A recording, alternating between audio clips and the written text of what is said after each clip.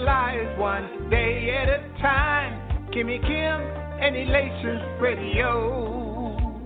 They're here to get your day going fine. Kimmy Kim and Elations Radio. Kimmy Kim and Elations Radio. Kimmy Kim and Elations Radio. And here's your host, Miss Kim Robinson.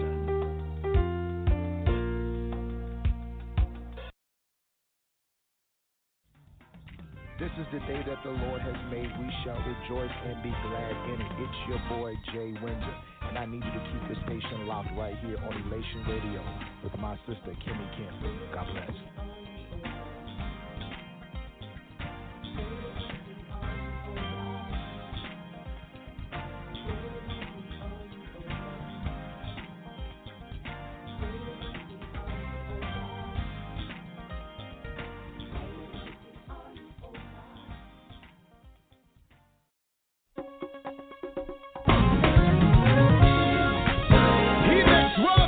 Secret place of the Most High God.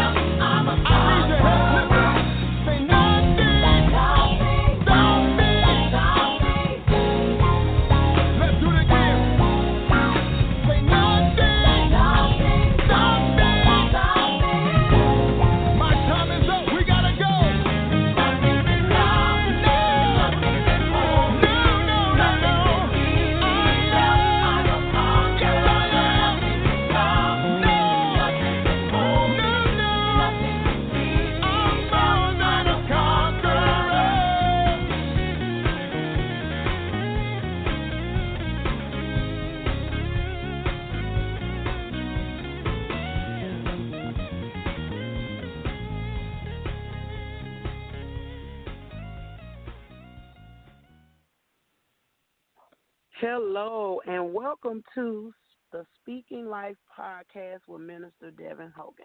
I pray that your day is going well. I am super excited about today's show, but let's get over a little formalities. First, I want to thank you all for listening, for tuning in, for your support. I want to thank Kimmy Robinson of Elations Radio for this opportunity to be able to speak on her format. Also, please remember our core scripture, Proverbs 18 and 21. Now, last week we spoke on setting boundaries. And so I gave you my take on setting boundaries and gave you a little personal takeaways of what I had. So this week I kind of want to tie it in with self-care. I've met a phenomenal woman that I'm going to introduce momentarily. I met her about a year ago. Her name is Melissa Douglas. She is a licensed social worker. And I don't know what all her letters stand for, but I'm going to let her come on and just talk to you guys and tell you about all her certifications. And we're going to talk about, so this will be part 2, setting boundaries and self-care. Also, she has a phenomenal ministry, a phenomenal business. She's an entrepreneur, and I just love her approach just on life. She's beautiful inside and out. So with no further ado, I introduce to all of you Melissa Douglas. Melissa, are you there? I am. Thank you so much for that beautiful introduction, Ms. Devin. No problem. Thank you just for having me, too. So, yes, I'm Melissa Douglas. I am a licensed clinical social worker, and the other confusing letters is the BCTMH, so I'm a board-certified telemental health professional. And all that means is that I've gone through an additional certification to be trained in providing clinical services online, so integrating mental health with technology, which is a large part of my mission. So I'm a therapist, I'm a clinical social worker, but the practice that I own that Devin was referring to is called Goal-Driven Counseling, and we are a completely online counseling practice. So I like to say that we deliver counseling to you, to our clients. We work with individuals who are experiencing challenging education, career, and life transitions, in addition to mental health concerns. And so those can be symptoms of depression, symptoms of anxiety. It can be just general chronic stress and the heavy emotions that comes with navigating challenges through life. That could be grief. It can be all sorts of things. We started kind of working with young adults, college students, young professionals, but there were so many people of other age ranges that could relate to just our mission and what we kind of focus on. They're like, hey, we're going through very difficult transitions that present in the same way, and it's so true. So we've just been thankful to kind of expand our mission to work with more people. And yeah, I'm so glad for the opportunity to join you, Devin, today, and also with Elations Radio. Thank you so much. So that's why I wanted Melissa to explain.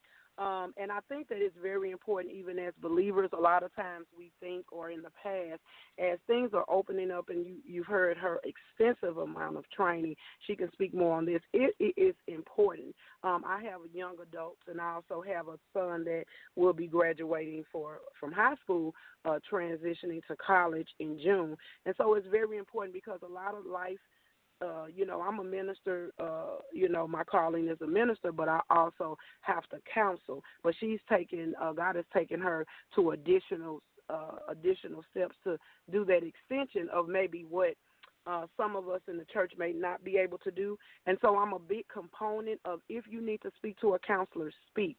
I said that when my book was released because I wish that I had someone like Melissa to speak to about the tumultuous childhood that I experienced. Now, we believe in the power of prayer. I also believe in if you need to speak to someone that is on a professional level as Melissa, me personally don't see anything wrong with that. I think that's where the self-examination comes in. So on this podcast, I want to give you guys takeaways. I don't want you to feel forced to do anything, but I want you to give you life tools that will help you, help someone else, and I always want to end it with something positive. So we're going to just go right into the session, Melissa. So last week, I talked about setting boundaries.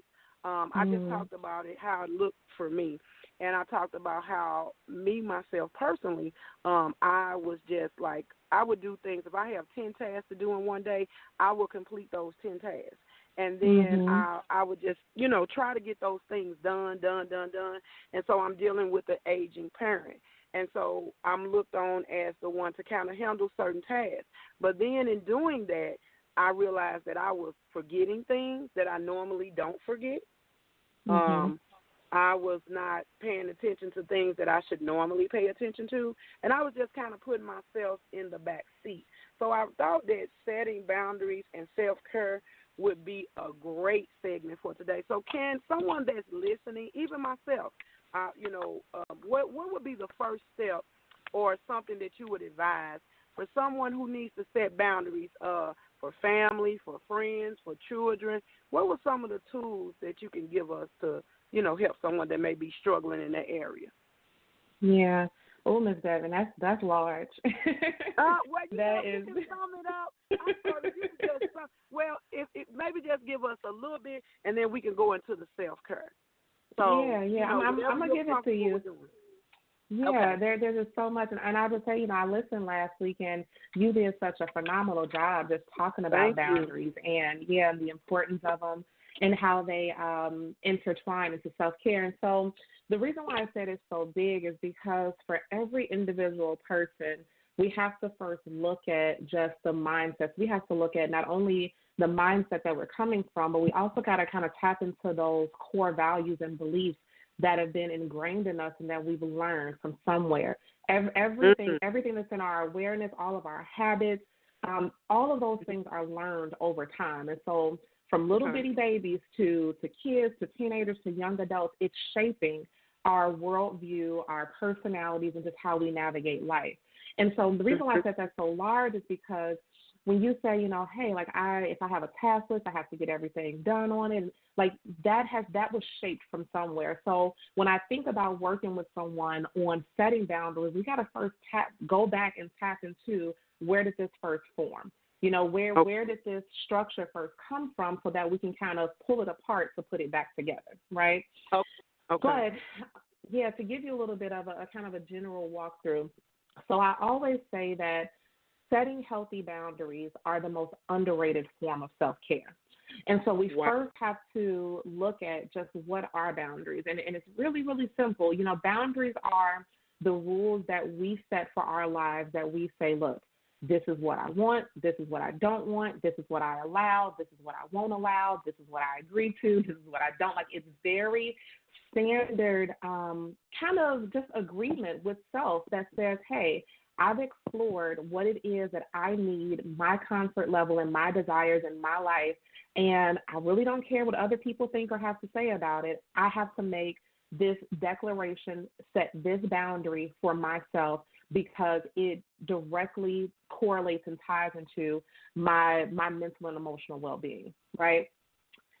So I think we first have to just understand what that is, because we can grow up. There tends to be a few different things that can happen sometimes for people that have trouble setting boundaries. We can grow up being people pleasers. We don't want to say no. We don't want to upset anybody. We want to make sure that we are available to everyone. We give, and we don't really look for really receiving anything because we feel like that's our role. We also have people with a personality where they have to be fixers. And so I don't necessarily have to please everyone, but everyone that comes to me with some problem or some challenge, I feel it's my duty and my responsibility to help you walk away with a solution. And that's not a bad thing, but that responsibility on that other person is not theirs. It's the person that has the challenge. So the fixers, they take on this kind of burden of fixing everyone's problems that they don't have any due responsibility to in the first place. So, we have to look at some of those kind of characteristics and personality traits that we may have, and again, kind of rewind it a little bit to figure out, okay, where does this start so that we can correct it? So some ideas about setting boundaries. So when I say that setting boundaries is the most underrated form of self-care, I think then we have to look at first, well, what is self-care? because I think it's become so big of just kind of one of those taboo words. It's a trendy word right now. Everybody's spotlighting it, but everyone doesn't understand. I agree. Let's and then I'm glad you said that. I want to just touch on something when you were talking about the different personalities, because I kind of identify myself in some of those when you said the fixer, and I think sometimes I don't know, because this is not what what my education background is in, but I want to touch on fixer. Now do fixers, or that I identify myself as a fixer. Now, do you think that's what may do as mothers? You're a mother, you're a wife. Do you think that may play a part if you are a fixer or a people pleaser? Do you think that can part in it? Our current roles that we're playing, like right now. Because Absolutely. a mother always fixing something. Fixing things for children, family. Yeah. But there are several different contributing factors that can go into to what makes up this particular personality trait. And believe it or not, sometimes if you have a very, very strong personality in this way, sometimes it can just be that you weren't ever really exposed to conflict, and so didn't really learn how to work through that thing. But sometimes it's very much connected to trauma, some type of history of trauma. That's good. Okay. Yeah, and so yes, later, it might develop into a current role in our adulthood, but sometimes we can trace it back to some traumas experienced somewhere through childhood or adolescence. Okay. And I've always, I just keep doting on her, because I'm going to tell you guys, when I first heard Melissa, I want to say it'll be a year in May, maybe a year. One thing that I liked her approach was, her approach to counseling was a little different. It wasn't that the type of approach where you say, "Oh, I don't need a counselor," or "I can just, lay on the couch." No, she was like, "Hey, you're driving. I'm just a passenger, and I'm just a passenger while you're, helping you while you're driving." And I just love. I'm paraphrasing it, but if you see her in person, it's just phenomenal. All that can be aligned with praying, with fasting. I just thought it was so imperative, and I'm so grateful, thanking God for this, I say, kingdom connection, because she is a believer. She's definitely a believer. She loves the Lord. This is just her calling, and she's phenomenal in it. So the other thing, Melissa, just go ahead, and since I see now why you said that is pretty big when you kind of unpack it. That's what I'm saying. The lay person, we don't really know what we're saying. Because when you begin to unpack it, I'm like, wow, she's right. That is a lot. So let's go. We can go directly, go into the self-care, because like you said, it's just like the buzzword now. Everybody is using that buzzword, because I know for me, when I hear people in the format that they use it, they think self-care is just about a pedicure, a manicure, or those superficial things. So just go into that, or however you want to start talking about, the benefits or importance of self-care for us. Yeah. I'll go into that for self-care, and I'll absolutely loop back around to, I definitely have some pointers for boundaries, but I did want to, I like in our conversations, Devin, that I don't like to generalize and blanket anything, because so many of us have such different life experiences that I always like to highlight and make sure that people understand, like, there's so many different avenues and just ways that we can approach different things. So I'm going to come back and actually talk a little bit about the GDC roadmap and some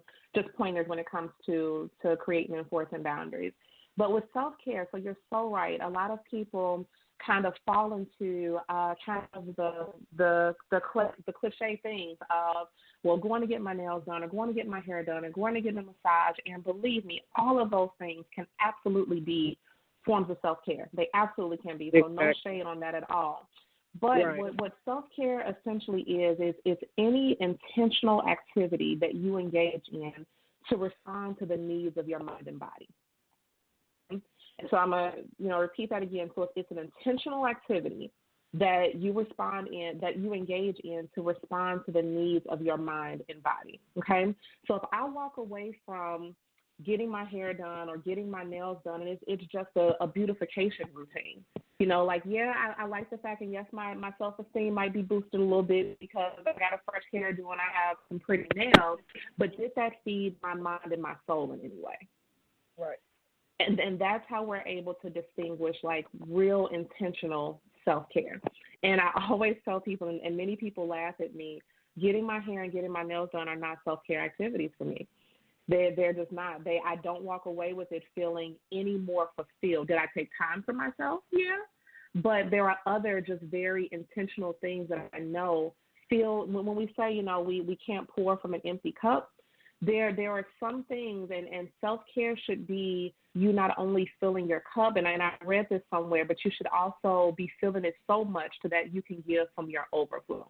So you enter this place of just peace and serenity and tranquility within yourself, where you're able to give from that overflow and not continue to deplete yourself. So I think that's just a much more in-depth understanding of what self-care is. And self-care can really kind of be a part of several different areas of our life. So we can have physical self-care, and in physical self-care can be things like getting enough rest at night, kind of not overworking yourself, making sure that you stay, you know, if you only work 9 to 5, you know, clock, you know, out at 5 and only clock in at 9. It can be getting some disconnecting time from like cell phones and things. You also have psychological self-care. So that can be things like journaling. It can be like going to therapy. It can be increasing your self-awareness or self-reflecting on your life, practicing asking and receiving help. Those are all psychological things.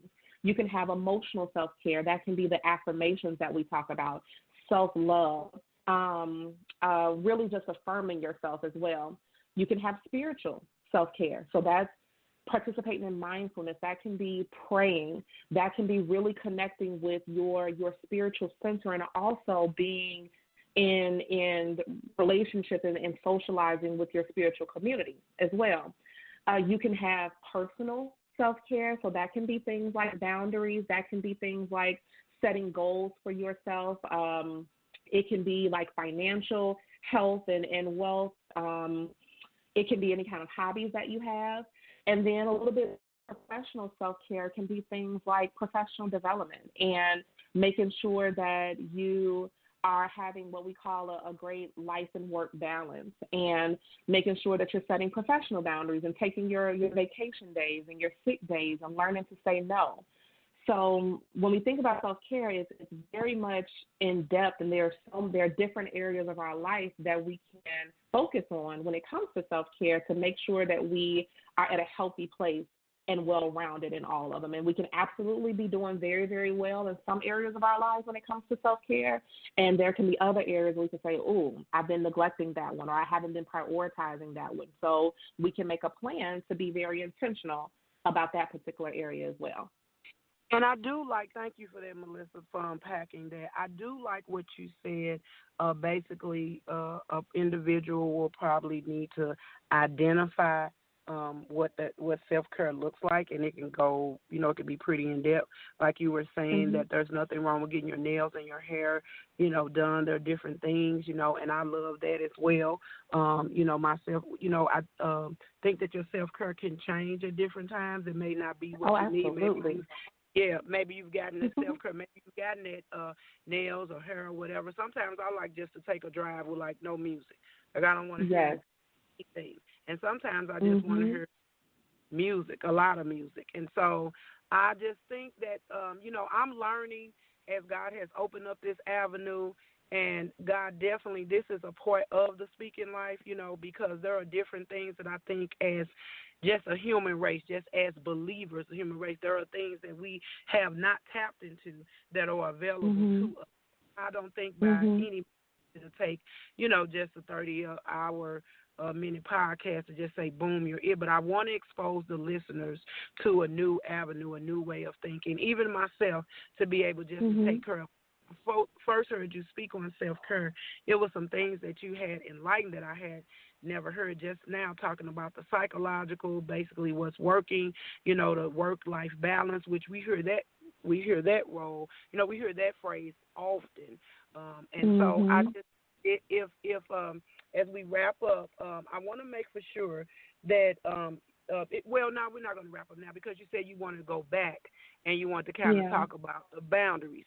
So let's talk about the boundaries. If you want to, I know it's kind of hard with all your extensive training, but a person that may be listening, maybe just give them some keys in boundaries and maybe just a few little things, maybe something they can do. Maybe the person that doesn't have maybe they have a small budget and they like, okay, well, I can't do a lot, and they think that they have to do a lot.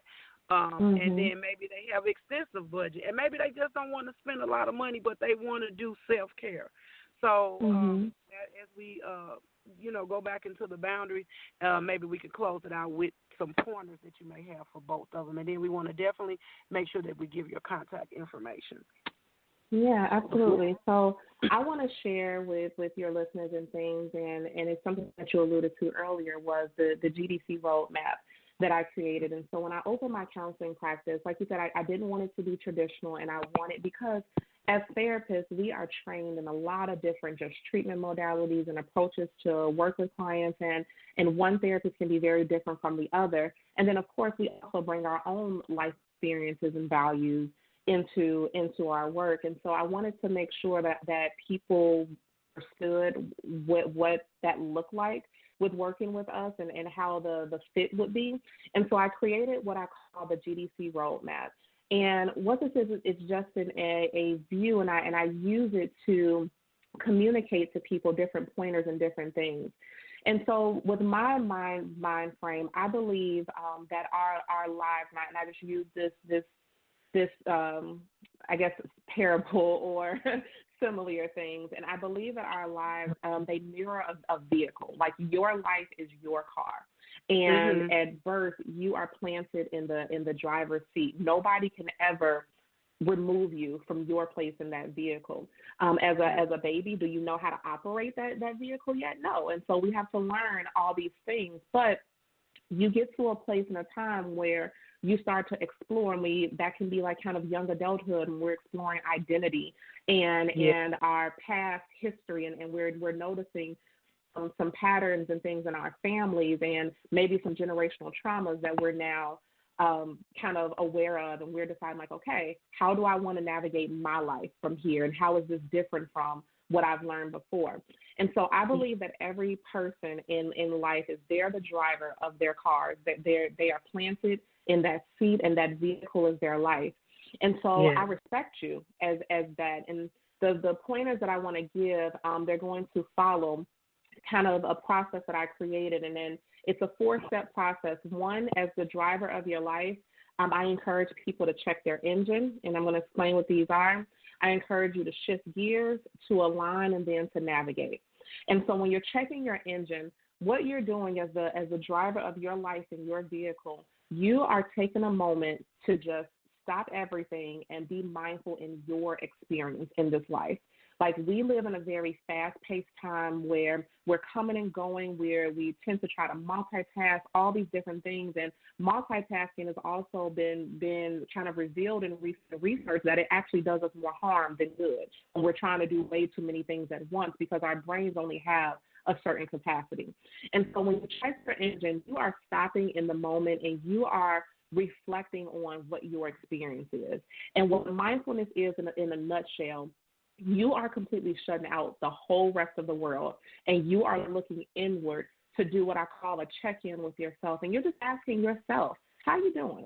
You know, what's going well, today? What's not going well? Is there anything that's bothering you?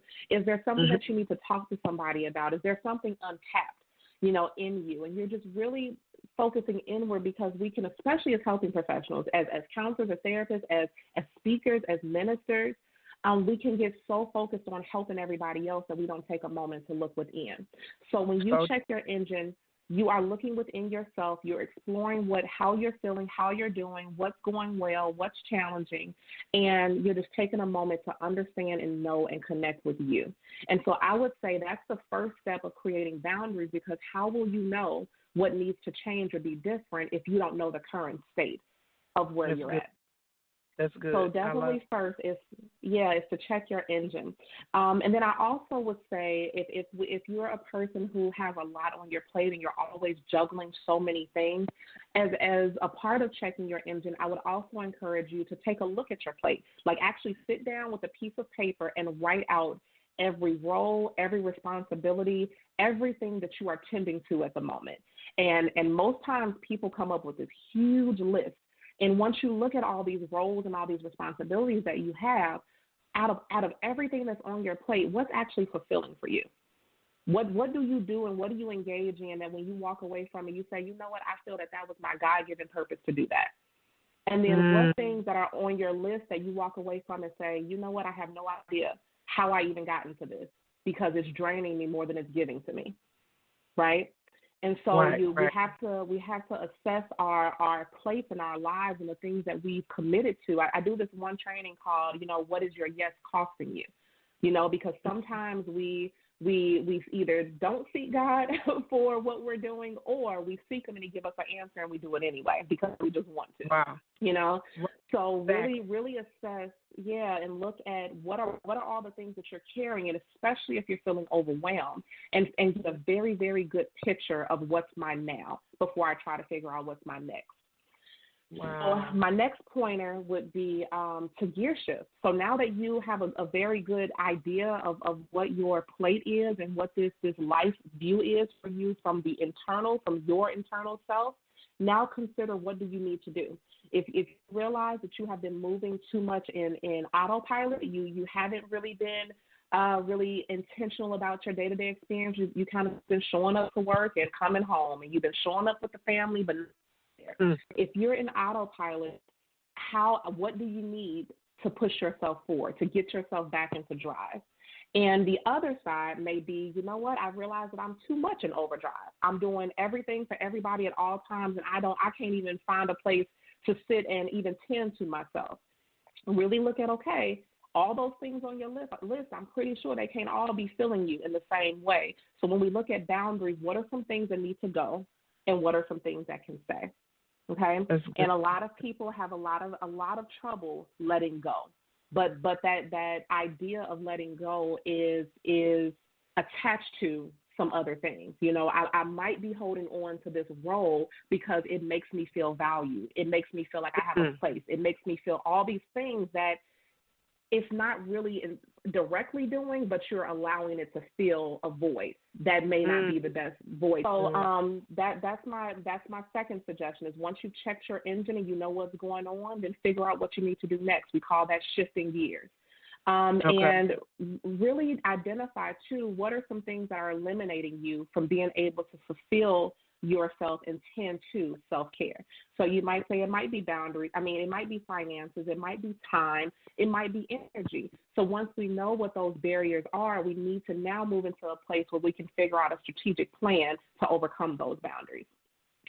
The second thing, or the third thing, after we've checked our engine and now we've shifted gears, now we want to align. We've done all this work. We've laid our whole life out on the table, and we figured out where we are now. We said, okay, I need some new boundaries in this area or that area. We now have to make sure that everything that is in our awareness and our focus coming into the future, we got to make sure that it's aligned with this new focus that we have. And so that may mean that we have some people that we've hung around before, or we have some things that we have engaged in before that if we look at it, we say, oh, my new focus and what I need to fulfill myself and to tend to my self-care, this thing doesn't match. And so how do I do away with the things that are not fulfilling for me? And how do I change my communication? How do I change how I show up? How do I change how I engage to make sure that I am aligned with what it is that I decided that I need? Also in this time, when we go to just the boundary place, if we have gone through the hard work of letting go and saying no to some things and empowering ourselves to do that, now what you may see is that you have some extra quote unquote free time in your schedule. And what we want to make sure is that we don't fill our newfound free time with new commitments. We want to make sure that the time that we have unleashed for ourselves is actually staying to ourselves, and we're not continuing to give it away in another way. That's good. And my very last pointer would be just to navigate. So as the driver of your life, as you're creating new boundaries, as you're tending to your self-care, you've checked your engine, you know what's going on with yourself. You are now shifting gears. You know what you need to do better. You know what you may need to do a little bit less of. You've aligned your life, so you have said no to some things. You have changed your surroundings. You've changed the people that you're with, and now every single day you get up and you do the best that you can at the new life that you've created for yourself. Take small, consistent steps to continue to keep yourself on track. And this is where the idea of balance comes in too, because I know earlier we mentioned, we trying to balance life work balance and things. I would just suggest to be mindful and aware of this idea of balance, because I don't believe that balance is for people. I believe it's for objects. Our lives are too complicated. They're too multifaceted. There's so many layers to the onion when you talk about a life, to where we have to make sure that we align toward our goals and don't continue to strive and seek balance, because I think it's really not attainable. Like different parts of your life, at different times of your life, is going to call on you and pull from you in different ways. And so if we're always trying to balance it all out, we're going to continuously be in a state of unbalance, because that's just not how realistic. Our lives are not this figurative scale that we can equally give to every part of our lives. Sometimes we're going to have to give more to one area, and in another area, we're going to have to be okay with that not being the focus for this season of my life. And then another season of my life is going to require me to invest in this. And another area might feel like it's, not getting as much of my attention. And we have to learn how to be okay with that, instead of always seeking to balance, and always feeling disappointed because it's not happening. That's good, Melissa. I do like that, what you said about the work balance, and I pray that someone is, getting a takeaway from that, because I like what you said about the different seasons, and we don't look at it as just an example that I think of as an infant. An infant is going to require more than a toddler. A toddler will require more than a preschooler, and then it goes on and on and on. So I like the way that you unpack that. And so that was 4. So we can go and talk about, we talked about the boundaries. Now let's kind of unpack a little bit, or your takeaways. If you were finished with that, I don't want to interrupt if you weren't finished. Talk about the self-care and what things that we can do, simple things that we can do, whether we have a small budget or whether we have a larger budget, or we just don't want to, just different ways we can just, promote our self-care of ourselves or our family. Absolutely. Yeah, and the only other thing I would add to that whole process that I just shared, because I know it was so much, it is absolutely okay to invite someone to help you and support you along that process. I always tell people that if you reach out to a therapist or a counselor because you realize, like, oh, this is something that I don't know that I can navigate myself, or there are just so many other things underlying that's keeping me feeling stuck and overwhelmed, therapists are never there to give you advice or to tell you what to do with your life or anything. If you're the driver of your life in your car, that therapist should be sitting next to you as a passenger. They're never going to take the wheel, never going to navigate you in a place that you don't agree that you want to go. And so finding a good fit and finding someone who can fully support you in the way that you want is absolutely okay at any part of that journey. So for self-care ideas, self-care doesn't have anything to do with finances, or anything like that. Like, I know there's plenty of people that want to travel and, get away and just all these great and elaborate things. But like I said, self-care should be something that is intentional, and it helps you to respond to the needs of your mind and body. And so if you need, well, let's just say some very basic self-care things is making sure that you're getting enough rest, making sure that you are eating well, that you're getting the necessary nutrients and things to keep your body fueled and to keep you going throughout your days, making sure that you're socializing and you're getting time with other people, making sure that you are being physically active. And that doesn't mean that you have to turn into a gym head, but making sure that you do get at least 30 minutes or so a few times a week to move your body and to move your muscles and to increase that blood flow in different ways, because it does communicate with your brain and release positive endorphins that help you to feel good about yourself. Making sure that if spirituality is something that's really important to you, to make sure that you do have people that you can be in relationship with and community with to feel that part of you. Just basic things just that you can do for self-care. But I would just challenge everyone to think of just simply, what is something that brings me joy? And it's not attached to anything financial. What is something that you think about? What is something that you've experienced before that when you think about it, you say, you know what, that really, that touches my soul and that makes me feel good in a way that I don't feel, on an everyday basis. And so you mentioned earlier, like just liking to drive in silence sometimes. In our profession, we talk so much and we're always giving to other people so much. And so it may be wholly refreshing to just sit and take in the scenery and to observe the things that are around you and not have to use your mind and communicate in any way. That can be a really large form of self-care. Learning how to meditate is a thing. I think just generally learning how to be with yourself is a huge form of self-care that we don't really focus on. Learning how to communicate your thoughts and your ideas and your feelings in a way that's productive. So journaling can be a great form of self-care. My go-to for self-care is devotional, it's journaling, it's prayer, and it's family time.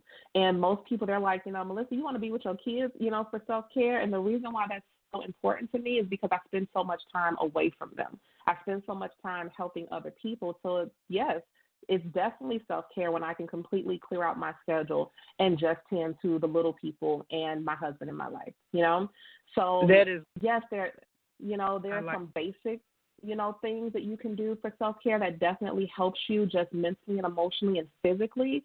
But I think it's so personal and it's so attached to what brings you joy and peace and calm and tranquility that you may not be able to get from anywhere else. Right. That is good, Melissa. I noticed. Everything that you said, I was just into it. So, two things that I really just stuck with me. Everything did. But when you said it's not related to finances, and I learned something, like you said, travel, and personally, what brings you joy? Because I know some of the things you said, just spending time with yourself, knowing yourself, journaling, becoming an author really helped me therapeutically. But that was just God doing it. Anything based on me, so I can attest to that.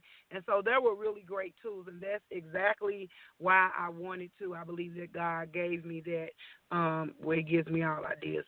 I can't take credit for it, but I thank God for that because you've really given us some helpful tools, some takeaways. And I know it's more extensive than just a few minutes talking, but at least we can try to bring the conversation to the table.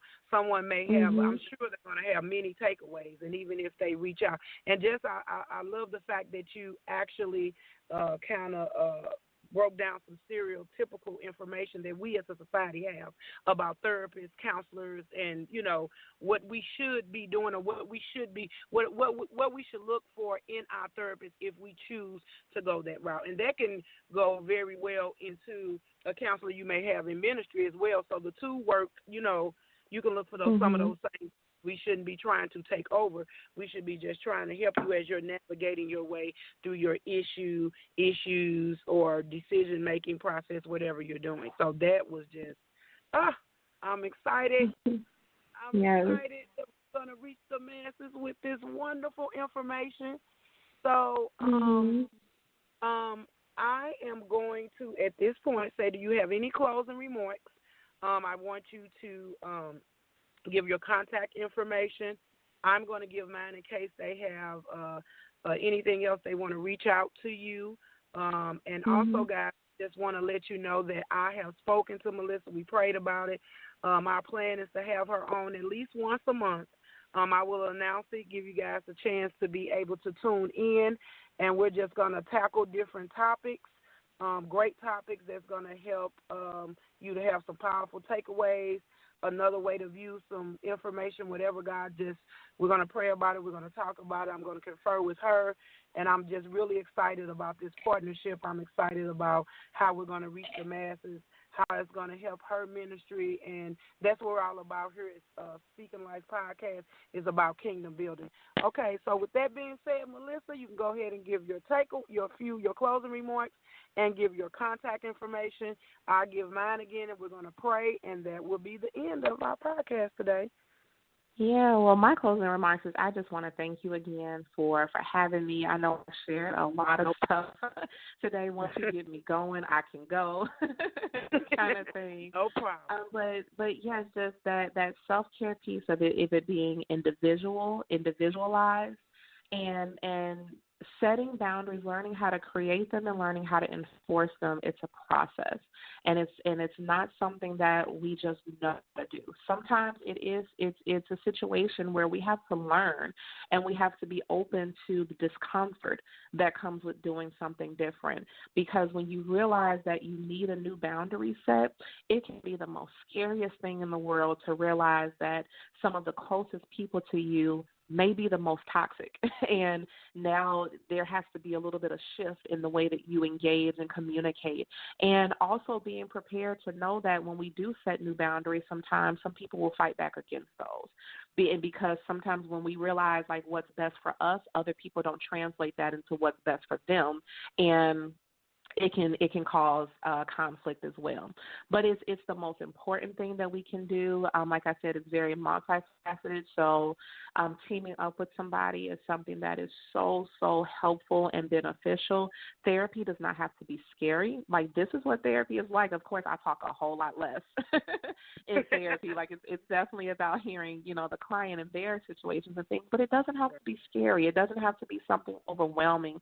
Like, as a community as a whole, like, we have to normalize talking about mental health. Like, it has a huge stigma to it. But when we look at the numbers and when we look at the prevalence, like, we really can't continue to carry the stigma and the stereotypes, because it's touching way too many of us. Yeah, so, I just want to thank you for having me. I'm so looking forward to just continuing some of these conversations and opening up new conversations. And I'm really, really just thankful and extremely, extremely blessed to be a part of this. I thank you for coming on the show, and I am so blessed. I thank God for connecting us. Only God can do such a wonderful connection, and I'm all about kingdom connections. That's always what I'm praying for. And like you said, if you have to get someone along with the journey, and that's how I feel like this connection is, that I don't have to, like you said, I don't have to reinvent the wheel. I can, God can give me great people. So let my listeners know how they can get in contact with you if they want to know more about the information that you've so graciously provided for us today. And then I'm going to give my real short closing, and then we're going to pray, and that will be the end. But I do thank you again, Melissa, for coming on, taking time out your busy schedule, and I do look forward to us just continuing on the conversation. Yeah, absolutely. Thank you. So the website, so all like social media handles, our telephone number, a contact page that comes directly to us is all on the website. And the website is GOAL, GOAL, driven, DRIVEN, counseling, COUNSELING.com. So that's goaldrivencounseling.com. And we're on Facebook as Goal Driven Counseling. We're on Instagram as Goal Driven Counseling. And then I also have a personal brand, The Virtual Clinician, on Instagram as well. But again, all of those can be found in very easy communication through the website. Okay, thank you again. So you can find me, guys, all at Devin M. Hogan on Facebook. I am Devin M. Hogan. Right now, if you want to reach me by email, you can reach me at devinbw4@gmail.com. Also on Twitter, I am Devin M. Hogan. So we're going to say a short prayer. Father, Lord Jesus, we just come before you, God. We just magnify you, God. We glorify you, God. We thank you, God, for having healthy dialogue, God. We thank you for the conversation, God, that we are having today, God, about setting boundaries, God. We thank you for the conversation that we're having about, setting boundaries, God. And also about self-care, oh God. It is so important for our overall journey of life, oh God. And so, Lord, we have to take care of our temple. And as I'm learning and as you're pointing out information to the masses, God, we thank you for this opportunity. We thank you for this platform. So, God, if there's someone out there that is listening and, Lord, that they're having issue with setting boundaries, they're having any type of issue that may not even be evolved around the issues that we talked about. And, Lord, let them just go ahead and reach out to Melissa. If she's not able to guide them, then she has someone that will be able to guide, that will be able to help them on their journey, God. We thank you for this day. We thank you for this hour, God. We pray that you continue to bless each and every listener, continue to bless Elations Radio and every podcaster that is on her platform, every person that have music on her platform, all her partners, oh God. We're praying, God, for expansion of territories. We're praying that you expand the borders, God, of goal-driven counseling, God, and the virtual clinician, oh God. I'm praying that you continue to bless her family time, draw them closer, oh God, where nothing is taken away from their time, God, as they share this lovely woman of God. Lord, we thank you in advance, Father God, for every single thing that you have done, and we do not take it for granted. It is in your Son, Jesus' name we pray. Amen, and thank God. Thank you guys for listening. Yes, amen. Thank you for tuning in. Thank you for your support. Thank you again, Melissa. Thank you. Okay. So I'll talk to you soon, guys, and Melissa, I'll talk to you as well. Thank you. Okay, bye-bye.